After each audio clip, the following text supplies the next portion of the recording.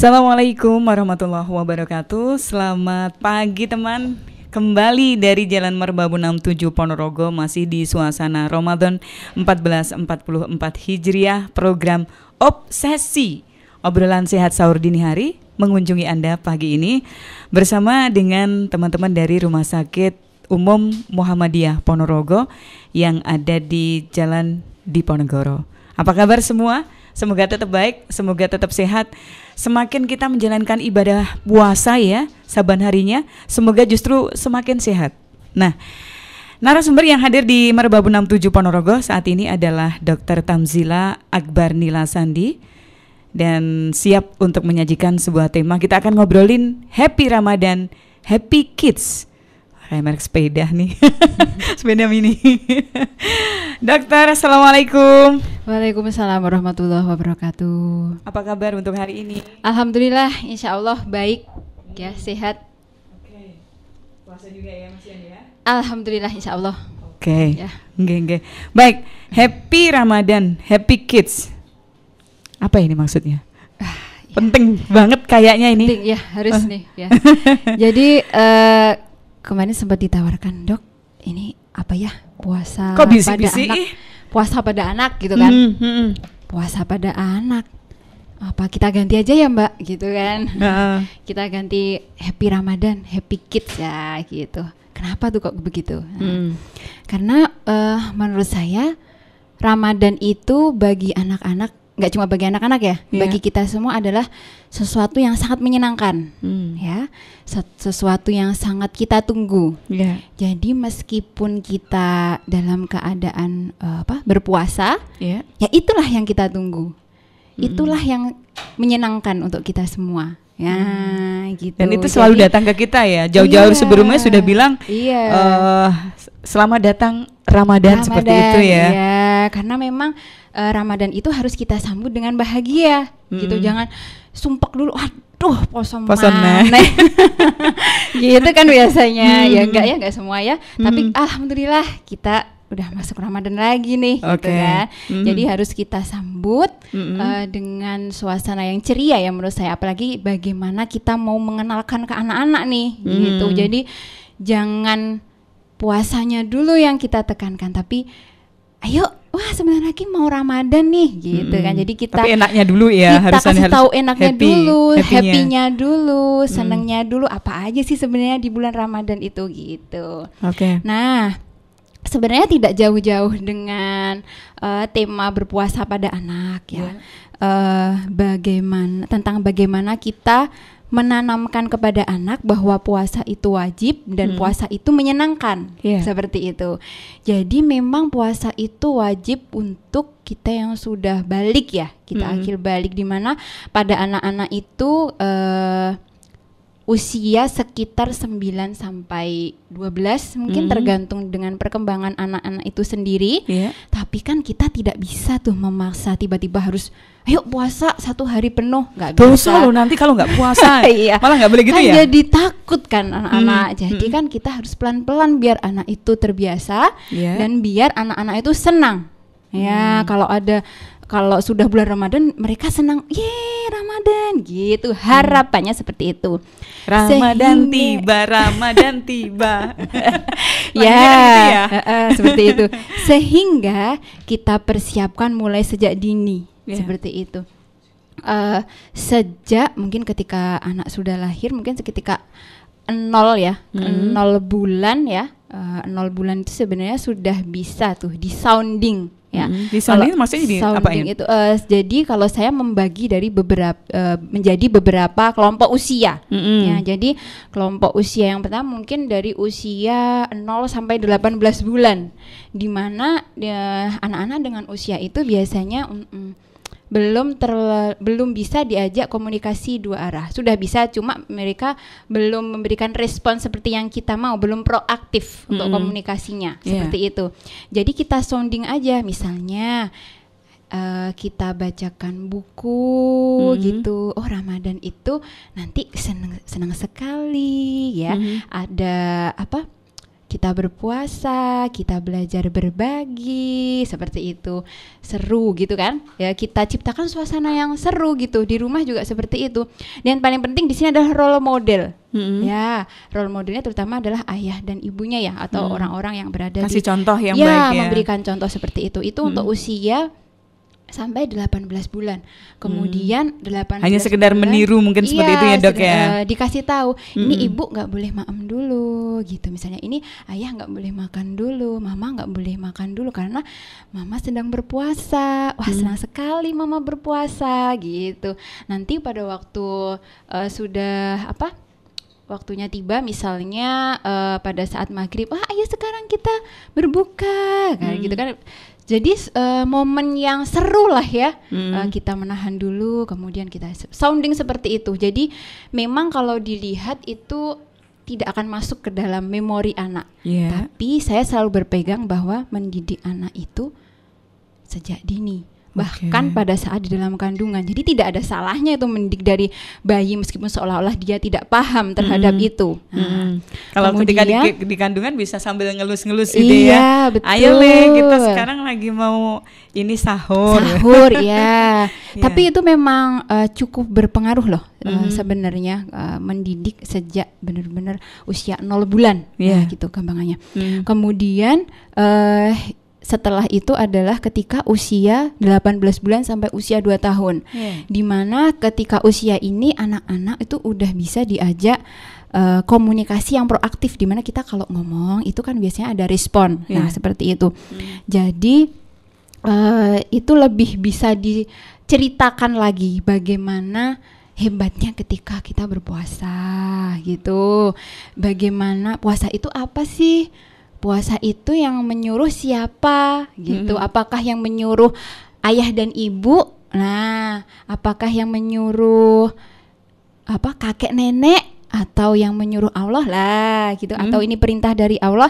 Di situ di usia 18 bulan sampai 2 tahun itu sudah mulai diceritakan hal-hal tauhid seperti itu. Nah, mereka sudah bisa mengerti ya, Dok, sudah seumur segitu pelan-pelan mereka akan mengerti. Begitu. Jadi memang berproses semuanya ini. Begitu. Nggak bisa langsung secara tiba-tiba gitu ya. Kita tuh dikasih tugas sama Allah, dan kalau misalnya kita menjalankan tugas itu, kita dikasih pahala gitu. Kalau kita mendapat pahala berarti Allah sayang sama kita. Kalau Allah sayang dan sebagainya. Begitu. Jadi bisa diceritakan. Bisa juga diajak dengan sahur gitu. Jadi kadang-kadang orang tua kalau anaknya sahur, aduh repot banget nih gitu kan. Aduh belum nyiapin ini itu, anak ikut. Justru kalau anak ikut sahur, alhamdulillah ya. Ya mereka bisa fitrahnya, tahu mereka bisa tahu dengan kebiasaan semenyenangkan itu ya, yang untuk kemudian nanti semoga itu tidak memberatkan untuknya. Nah, gitu bisa diajak sahur, bisa dikasih tahu bagaimana kita menyambut Ramadan seperti itu. Kemudian pada usia 3 sampai 4 tahun itu aku sudah mulai mengerti. Jadi meskipun anak-anak itu belum diajak untuk berpuasa, tapi dia sudah mulai diajarkan bagaimana mengontrol dirinya. Gitu. Bagaimana mengontrol diri, misalnya ini sekarang ibu lagi puasa, misalnya dia lagi pengen makan jajan nih, nah gitu, tapi ibu lagi puasa, nanti ibu kalau pengen gimana gitu kan, nanti dulu ya sebentar aja, nanti kalau sudah jam segini misalnya gitu. Jadi dia diajarin bagaimana bersabar, ya bisa yang paling penting kan itu bagaimana dia bersabar, menahan dirinya sehingga tidak semuanya yang dia inginkan itu bisa dipenuhi. Itu melatih kesabaran juga ya. Iya, itu melatih sabar kan, sebenarnya puasa juga menahan kan ya, melatih sabar, melatih itu seperti itu. Jadi bisa dilatih sejak usia 3 sampai 4 tahun itu. Kemudian usia 5 sampai 7 tahun itu sebenarnya boleh ya. Boleh untuk dilatih untuk berpuasa ya. Jadi kembali lagi kepada anak-anak ya, dimana kalau anak-anak itu adalah fasenya dia tumbuh, ya, dia akan tumbuh itu bertambah. bertambah berat badan, bertambah tinggi badan, bertambah lingkar kepala, di mana ketika proses pertumbuhan itu optimal ya sesuai dengan usianya, itu akan mempengaruhi perkembangannya, akan mempengaruhi kecerdasannya. Nah, makanya pertumbuhan itu harus tetap terpantau ya setiap bulan bahkan seperti itu. Padahal pertumbuhan ini dia sangat dipengaruhi oleh nutrisi yang masuk ke tubuh ya. Nutrisi yang masuk seperti itu. Sangat dipengaruhi oleh gizi yang masuk seperti itu. Jadi kalau anak puasa terus nanti gimana dengan pertumbuhannya? Gitu. Jangan-jangan malah kecendat lagi. Jangan-jangan malah dia stunting. Apa tuh? Kecendat itu sama stunting. Nggak bisa. Bahasa kerennya. Bahasa kerennya Ponorogo gitu. Bahasa keren Ponorogo. Kecendat ya. Dari Ponorogo ya. Saya dari Pacitan. Makanya. Sama-sama gunungnya. Ke tetangga ya. Yes ya. Namanya kecendat itu. Kecendat. Terus gimana nih? Padahal sebenarnya 4 tahun kalau sudah anaknya sudah siap, sebenarnya sudah boleh belajar berpuasa meskipun tidak penuh ya. Bagaimana nih dengan nutrisinya? Apakah nanti tidak akan berpengaruh terhadap pertumbuhannya seperti itu? Jadi memang proses puasa ini adalah bertahap, jadi mungkin bisa diajarkan 3 jam dulu, kemudian atau 2 jam dulu. Berarti ini termasuk poso manuk podang ya? Apa tuh? Esuk-esuk madang. Biasanya kita seperti itu dong. Ada juga satu lagi, poso tutup kendang. Apa tuh? Hanya di awal dan di akhir. Yang tengah kan jebal itu. Wah, bolong ide kan? Bagus sih. Kendang itu. Semoga bukan seperti itu ya dok ya. Bukan. Jadi ini tujuannya untuk melatih, bisa dipuasakan 3 jam dulu, kemudian 6 jam, kemudian bisa 9 jam, 12 jam, bisa terus ya puasa full ya 12 jam seperti itu. Kemudian yang paling penting di sini adalah ada sahur dan berbuka yang adekuat. Maksudnya itu dia pada saat sahur dan berbuka itu mengonsumsi makanan yang benar-benar dibutuhkan oleh tubuhnya, yang bergizi. Itu seperti itu. Jadi asal sahur dan bukanya itu dia tetap makan makanan yang bergizi, yang sesuai dengan kebutuhan tubuhnya, dia tidak akan mengganggu pertumbuhan. Baik. Gitu. Dok, tadi panjenengan sempat menyebut 4 atau 5 sampai 7 tahun. Berarti sampai 7 tahun kalau usia 7 tahun kelas berapa ya dok ya? Kelas 1 SD sudah boleh itu full? Sudah boleh diajari atau untuk puasa seperti itu ya. Nah, yang 3 jaman maksudnya pengaturnya seperti apa? Yang artinya anak-anak itu nggak kaget tubuh mereka ketika misalnya diajak puasa. Yang namanya anak-anak kan kadang-kadang ngemil seperti itu kan dok. Jadi mungkin pada usia 4 tahun itu, masih diajari sahur dulu ya, sarapan atau sahur. Bisa mulai dari puasa jam subuh jam 4 atau pada saat dia sarapan yang kemudian dia akan berpuasa atau menahan tidak makan selama 3 jam. Seperti itu misalnya. Kemudian nanti kan bertahap nih.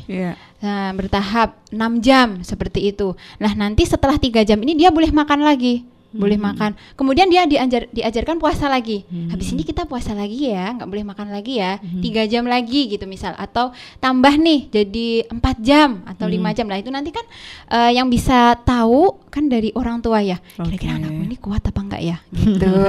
Itu tahapan-tahapannya ya. Yang diharapkan ketika dia sudah 7 tahun dia sudah bisa puasa full. Siap. Gitu. Tahan dulu dokter. Siap. Kita nanti masih akan melanjutkan perbincangan ini, semakin menarik kan. Kita akan jeda sesaat untuk beberapa iklan. Tetaplah bersama di Obsesi, obrolan sehat sahur dini hari Gemasri FM bersama dengan Rumah Sakit Muhammadiyah Ponorogo.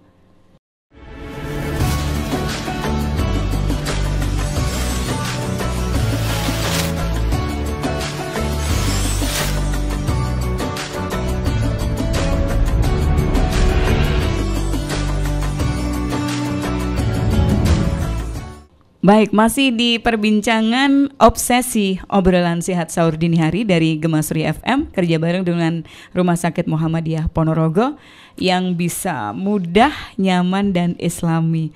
Mudahnya pokoknya gampang digapai, dijangkau seperti itu. Ramah, ya ramah-ramah, mulai dari direkturnya sampai karyawannya, pokoknya semua ramah ini.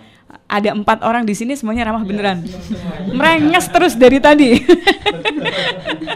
Dan islami ya. Jadi pelayanannya juga islami, tentu dengan mengedepankan nilai-nilai Islam seperti itu ya. Dan perbincangan kita masih seputar Happy Ramadan, Happy Kids. Jadi puasa harus menjadi sesuatu yang menyenangkan buat anak-anak. Bersama dengan Dokter Nila. Dokter, ya, baik. Kita lanjutkan ya. Siap. Masih tadi obrolannya soal fase-fase bagaimana pengenalan puasa kepada anak-anak, dokter ya. Ada dari 0 sampai 18, kemudian 18 bulan sampai 2 tahun dan seterusnya. Siap. Nah, apa saja nih berikutnya soal fase pengenalan puasa pada anak-anak ini? Tadi kita sampai ke usia 5 sampai 7 tahun ya. Padahal sebenarnya kan anak-anak pada usia ini itu masih belum wajib. Ya, masih belum wajib untuk harus puasa seperti itu. Tapi mulai usia ini bisa dilatih untuk benar-benar berpuasa ya. Jadi pada usia 5 tahun itu mungkin puasa setengah hari gitu. Kemudian nanti bertahap sehingga pada saat 7 tahun itu bisa puasa 1 hari full gitu, seperti itu. Sebenarnya ini tidak ada patokan khusus sih seperti itu. Jadi tergantung bagaimana kesiapan dari anak itu sendiri. Nah, asalkan yang seperti tadi saya sudah bilang bahwa mereka boleh berpuasa secara disiplin asal intake yang masuk pada saat sahur dan berbuka itu cukup ya. Jadi tugas dari orang tua adalah di sini menyediakan makanan yang gizi lengkap. Nah, agar tidak mengganggu pertumbuhan dan perkembangan dari anak tersebut. Sama nggak dok ini untuk jenis makanannya antara yang harus dikonsumsi anak-anak dengan orang tua? Tentu saja dengan berbeda ya. Kebutuhan gizi pada anak-anak dan orang dewasa itu tentu saja berbeda ya. Kalau orang dewasa itu lebih menjaga jangan banyak kolesterol gitu kan. Ayo banyak sayur gitu. Tapi kalau anak-anak berbeda. Jadi di sini yang lebih ditekankan adalah menu lengkap di mana di dalamnya itu ada karbohidrat, protein dan lemak. Pengaturannya gimana itu dok? Jadi antara karbohidrat, protein maupun lemak harus ada 3 komponen itu. Karbohidrat itu sebenarnya apa aja? Nasi, tentu ya. Nasi, yang masuk karbohidrat itu nasi, kemudian jagung, ketela, roti, nah seperti itu. Tapi kalau untuk puasa, nah makanya sebentar. Kalau untuk puasa memang harus yang tinggi karbo. Ya, yang paling tinggi karbo adalah nasi. Nah, seperti itu. Kemudian kalau protein itu apa? Protein itu yang paling dianjurkan pada saat anak berpuasa adalah protein hewani. Kan protein ada 2. Ada protein hewani, ada protein nabati. Apa itu protein nabati? Seperti tahu, tempe, seperti itu kan. Kalau protein hewani itu ya daging. Ya, seperti daging ayam, daging sapi, telur, kemudian udang, lele, apa tuh? Entok. Masuk dong, masuk pasti. Ya, kemudian ya bebek dan lain sebagainya itu namanya protein hewani. Kemudian lemak itu apa? Lemak itu bisa sudah terkandung dalam protein hewani itu sendiri dan lebih baik memang ditambahkan. Contoh minyak, nah itu kan masuk lemak. Nasinya dikasih minyak? Tidak. Kan protein hewaninya bisa digoreng. Benar. Jadi kalau disuruh milih antara makanan kukus atau makanan goreng, untuk anak-anak tentu saja lebih memenuhi gizi dengan makanan gorengan. Berbeda dengan orang tua ya. Berbeda sekali dengan orang tua. Padahal enak digoreng loh dok. Yang apa-apa yang mengandung minyak pasti enak. Iya betul. Iya, saya setuju juga. Tapi kan hal ini harus dibatasi ya kalau pada dewasa. Tapi kalau pada anak-anak nggak usah itu dibatasi, nggak apa-apa. karena itu merupakan sumber lemak untuk anak-anak. Nah, di mana lemak itu sangat baik untuk perkembangan otak. Kalau gitu fungsi-fungsinya dok, karbohidrat buat apa, protein buat apa, lemak buat apa? Siap. Jadi sebenarnya fungsinya itu semuanya sama untuk menghasilkan energi ya. Tapi tinggal yang mana dulu nih yang mau dipakai. Jadi kalau kita aktivitas itu yang dipakai dulu adalah karbohidrat atau glukosa. Seperti itu. Sedangkan ya kalau misalnya kebutuhan glukosanya sudah cukup, maka lemak dan proteinnya akan tersimpan. Seperti itu. Tapi kalau glukosa atau gulanya ini kurang, nah maka dia akan mengambil dari lemak. Nah, seperti itu. Nah, jadi misal nih, kalau sahur masih ngantuk kan ibunya biasanya. Ya udahlah kasih telur goreng aja sama nasi, udah bergizi itu. Udah cukup sebenarnya. Jangan banyak sayur. Ya. Kenapa nanti kalau kebanyakan sayur jadi diet anaknya. Nah, seperti orang dewasa kalau kebanyakan sayur, kalau mau diet kan makan banyak sayur sama protein, kemudian nggak makan nasi. Nah, itu kan gitu kan. Jadi anak-anak sama. Kalau dia kebanyakan sayur nanti jadi diet. Jadi sayur hanya sebagai tambahan aja. Sedikit aja. Jangan sampai anak ini kenyang sayurnya dulu. Dia harus kenyang protein dulu sama karbohidrat, barulah dia bisa ditambahkan sayur gitu. Ini normal ya dok ya kalau misalnya ada anak-anak yang nggak suka sayur seperti itu, maksudnya apakah itu bisa dilanjutkan lagi gitu? Kalau saya kebiasaan itu bukan kok dilanjutkan kebiasaannya enggak, tapi ketika anak tidak terlalu suka sayur nggak apa-apa. Yang penting dia suka lauk dulu. Yang terpenting anak-anak itu adalah dia suka lauk dulu. Seperti yang sering digemakan pada pencegahan stunting, piringku isinya protein hewani. Gitu kan sekarang. Nah, yang sering digemakan di poster-poster, kemudian yang lain sebagainya, piringku isinya protein hewani. Karena memang sayur itu tidak menunjang untuk pertumbuhan anak. Dia fungsinya hanya untuk dikenalkan aja, pengenalan sayur sama untuk memenuhi kebutuhan mineralnya. Dan kebutuhan mineral pada anak itu sangat sedikit. Jadi jangan banyak-banyak sayurnya. Nah, untuk dikenalkan sehingga nanti ketika dia sudah besar, sudah dewasa, sudah seperti kita, saya bukan kita itu lagi. Dia tidak anti sayur, udah gitu aja. Jadi dia dikenalkan terus, tapi bukan sebagai gizi utama. Kadang-kadang ada orang tua yang anaknya kebanyakan makan sayurnya, terus kemudian nggak mau lauk, maunya, aduh anakku maunya sayur, satu piring isinya sayur sama tempe tahu, kalau ikan-ikan malah nggak mau. Bangga orang tuanya. Waduh, kalau saya pusing itu. Padahal justru protein itu yang paling dibutuhkan. Karena justru yang paling penting adalah di sini protein, dan protein yang paling murah di sini adalah telur. Yang paling murah dan gizinya paling banyak, dan dia paling tidak bisa paling untuk mencegah stunting adalah telur. Di situ sudah ada protein, sudah ada lemak dan murah. Kalau masalah ikan-ikan yang paling baik adalah lele. Lele dong? Lele. Ya ampun, lele cuman kepalanya itu doang yang gede. Iya benar ya. Iya. Kayaknya rugi gitu loh kalau beli lele. Bahkan gizinya lele sama salmon tuh yang mahal ya. Itu imbang. Lele, terus kemudian ikan kembung. Ikan kembung ikan apa? Masuk angin? Ikan kembung. belum tahu saya. Saya jadi tidak bisa melanjutkan lelucon ini. Gimana ya? Ya ikan kembung, tapi di sini jarang ya. Saya cari ikan kembung. Ikan laut kan ini kan? Ya betul, ikan laut. Tapi yang paling gampang adalah konsumsi telur. Murah dan gampang ya. Tapi nggak apa-apa ya dok ya. Misalnya saban hari, misalnya 2 kali sahur, kemudian buka puasa terus dikasih telur, nggak apa-apa ya? Nggak apa-apa. Soalnya malah padahal kecuali ada pengecualian, kecuali ada alergi. Nah itu kalau ada alergi susah ya. Karena kalau biasanya orang tua gini, kalau telur itu dibatasi seminggu berapa kali cumaan karena mengandung kolesterol dan sebagainya. Tidak usah. Salah itu ya? Salah. Kolesterol itu apa sih sebenarnya? Lemak kan?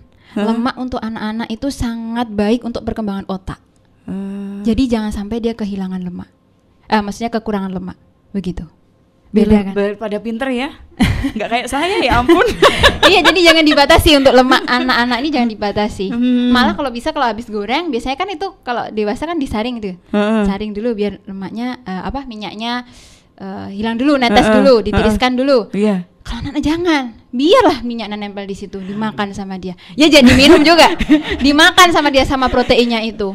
Sumber lemak saya itu ingat bagus. Saya ingat gini, Ya. ada anak-anak yang justru dikasih lauknya itu dikasih ini minyak jelantah. Apa ini bagus juga berarti? Jelantah. Ini sedikit loh. Gimana itu? Jelantah itu ya maksudnya kan? Enggak, maksudnya jelantahnya ditaruh di mana? Di nasi. Dicampur gitu. Sama mau nasi. anaknya. Seneng. Oh. Katanya begitu enak Kalau gitu loh. Kalau minyak jelantah itu kan minyak yang sudah beberapa Tapi kali sedikit dipakai kok, nggak terlalu banyak sih. Boleh aja kalau saya minyak. Malah kalau saya nih, anak saya babynya seret, saya kasih butter, saya campur sama nasinya. Mentega? Iya. Oh. Itu sebagai sumber lemak. Gitu. Nanti takut terlalu gendut misalnya kebanyakan lemak, Dok? Oh, tidak. Sebenarnya yang membuat terlalu gendut, obesitas pada anak-anak itu bukan lemak sama protein. Gula. Oh. Ya. Iya, Dia iya. terlalu banyak apa ya? Permen nggak terlalu banyak. Minum-minuman yang apa? Kemasan kayak gitu. Oh ya, teh. Hati-hati pada anak-anak. Ya. Kenapa teh? Jadi memang kembali lagi ke puasa ya. Jadi ngomongin gizi anak ini.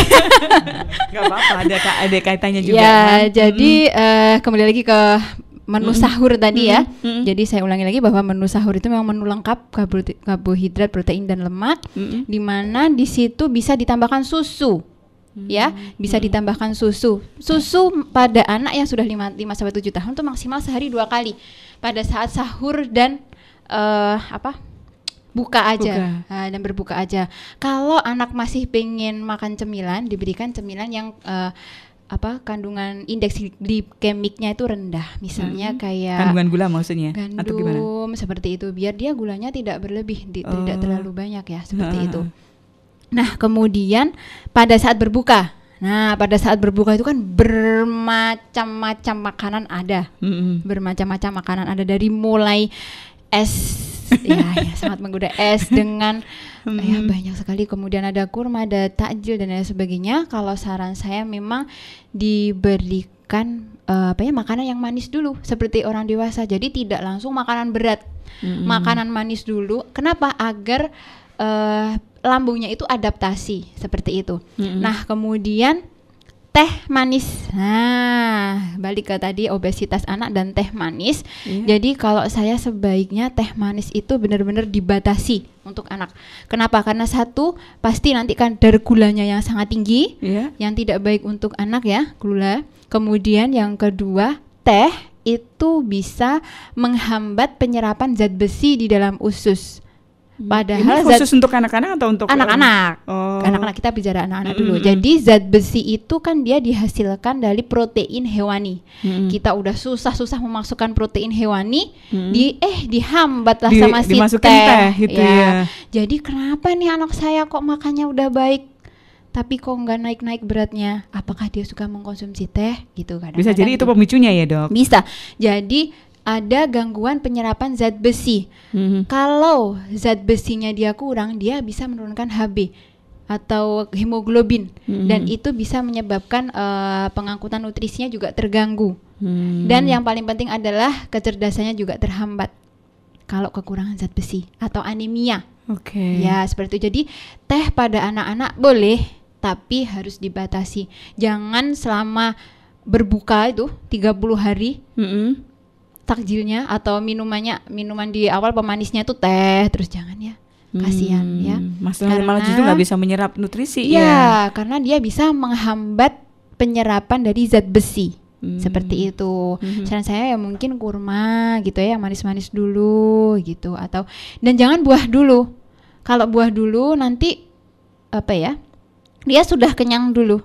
Dia sudah kenyang sehingga dia tidak mau makan. Atau buah itu kan biasanya asam, dia bisa meningkatkan asam lambung sehingga dia nanti akan mual dan lain sebagainya. Diberikan makanan ringan yang manis sedikit aja, untuk ngisi perutnya aja dulu, biar perutnya ini adaptasi dulu sama untuk kembali mencerna makanan. Nah, kalau sudah diberikan itu mungkin ya pas sholat dulu atau gimana dia, kemudian baru makan besar seperti itu. Dan setelah tarawih itu sebaiknya dikasih ini juga apa? Cemilan takjil juga. kalau kita menyebutnya seperti itu ya, Dok. Dikasih cemilan juga yang indeks glikemiknya cukup tinggi, misalnya kayak kalau buah ya seperti pisang, seperti itu. Jadi biar untuk pemulihan lah istilahnya, pemulihan tubuhnya. Oke, gitu. baik. Ya, nanti masih akan kita bahas ya, Dok ya, di kesempatan berikutnya. Waktu kita nampaknya tidak memungkinkan lagi bisa disambung tema Happy Ramadan, Happy Kids di episode berikutnya. Sabar ya, Dok ya. Siap. Kita akan terus menemani di bulan suci Ramadan 1444 Hijriah ya, di program Obsesi, obrolan sehat sahur dini hari dari Gemasri FM bekerja sama dengan Rumah Sakit Muhammadiyah Ponorogo yang ada di Jalan Diponegoro ya. Punya tagline, udah tahu kan? Mudah, nyaman, dan Islami.